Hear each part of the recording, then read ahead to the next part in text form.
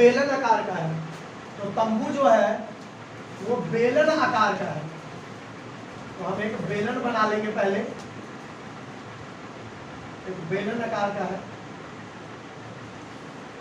फिर क्या बोल रहा है, जिस पर एक शंकु अध्यारोपित है, अध्यारोपित का मतलब उस पर रखा हुआ है, तो कहता है एक शंकु अध्यारोपित है, बेलनाकार भाग की ऊंचाई यानी बेलन का ऊंचाई, बेलनाकार भाग की ऊंचाई कितना है 2.1 मीटर और इसका व्यास कितना है 4 मीटर।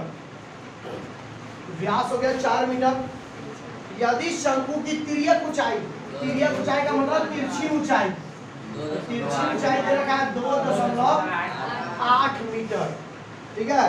तो इसका पृष्ठीय क्षेत्रफल ज्ञात करो। तो सबसे पहले बेटा हमें व्यास पता है यानी d पता है 4 मीटर, तो त्रिज्या निकाल देंगे 4/2 यानी 2 मीटर। क्लियर हो गया। h हमें पता है, h हमें पता है 2.1 मीटर। तिर्यक ऊंचाई का मतलब होता है l, l हमें पता है 2.8 मीटर। क्लियर हो गया यहाँ तक। तो 2.8, तो बेटा इसका मतलब अगर इसका त्रिज्या 2 मीटर है तो यहाँ भी त्रिज्या 2 ही होगा, ठीक है। तो इसका मतलब यहाँ से हम h निकाल सकते हैं, यहाँ से हम शंकु का ऊंचाई निकाल सकते हैं। तो शंकु की ऊंचाई निकाल लो यहाँ से, शंकु की ऊंचाई, तो शंकु की ऊंचाई इसको मान लो h1, इसको मान लो h2। तो शंकु की ऊंचाई निकालना होगा हमें, तो हमें यहाँ r पता है यानी 2, l पता है, h निकालना है। अब बात आती है सर h निकालने की जरूरत क्यों पड़ी, क्यों जरूरत पड़ा, क्योंकि बेलन में भी ऊंचाई है और शंकु में भी ऊंचाई लगता है। 1/3 पाई r स्क्वायर h आयतन हो गया, ठीक है ना। तो हमें यहाँ से l निकालना ही पड़ेगा और इसका भी निकालना पड़ेगा, लेकिन यहाँ आयतन तो पूछा नहीं है। यहाँ क्या पूछा है उसने, क्या पूछा है पृष्ठीय क्षेत्रफल। तो पृष्ठीय क्षेत्रफल का फॉर्मूला क्या होता है पाई r l। तो हमें h निकालने की जरूरत पड़ेगी नहीं, जरूरत पड़ेगा, इसलिए हमें शंकु की h2 नहीं निकालना। अब समझ आ गया कि h क्यों नहीं निकालना है, बात क्लियर आ गया। लेकिन यही अगर आयतन पूछता तो हमें h निकालना पड़ जाता। क्लियर हो गया बात। चलिए तो स्टार्ट करते हैं। तो यहाँ हम लिखते हैं तंबू का पृष्ठीय क्षेत्रफल। तो तंबू का पृष्ठीय क्षेत्रफल में 2 चीज है बेटा, एक है बेलन, बेलन का पृष्ठीय क्षेत्रफल प्लस दूसरा है शंकु, शंकु का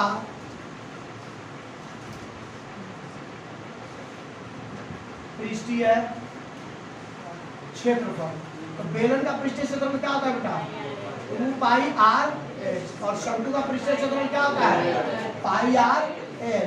पाई r दोनों में कॉमन है बेटा, तो पाई r बाहर निकल गया तो इसमें से बच गया 2h और इसमें से बच गया l।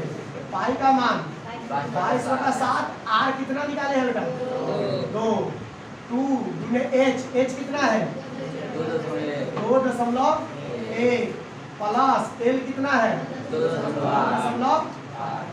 तो बेटा ये हो गया 22×44/7, आई हो गया 21×42, 4.2 और 2.8। 44/7 गुना 4.2 में 2.8 जोड़िए तो 7.0, और दशमलव के बाद 0 लिखने की जरूरत नहीं है, 7 से 7 44 मीटर स्क्वायर। अब हमें सवाल में क्या पूछा है, अब पूछा है कि 500 प्रति वर्ग मीटर की दर से इस पर कितना खर्चा आएगा। तो 1 मीटर स्क्वायर कैनवस पर खर्च, कैनवस का मतलब समझते हो, कैनवस का मतलब होता है तिरपाल, जो उस पर कवर लगाएंगे उसका खर्चा निकालना है। तो 1 मीटर कैनवस का खर्च कितना है 500 रुपए, 500 रुपए। तो 44 मीटर का कितना खर्चा आ जाएगा, 44 मीटर पर कितना खर्चा आएगा। क्यों 44 के क्यों निकाले, क्योंकि पूरा इस तंबू का जो क्षेत्रफल आया 44 आया है, तो 44 से अगर 500 को गुना करेंगे तो आपका आंसर आ जाएगा। तो ये हो गया 44 गुने 500। तो ये हो गया 5 5 का 20 के 0 हासिल 2, 5 का 20 और 2 22 और 2 का 0 ये, यानी कितना पैसा लगेगा बेटा? 22,000 रुपए लगेगा।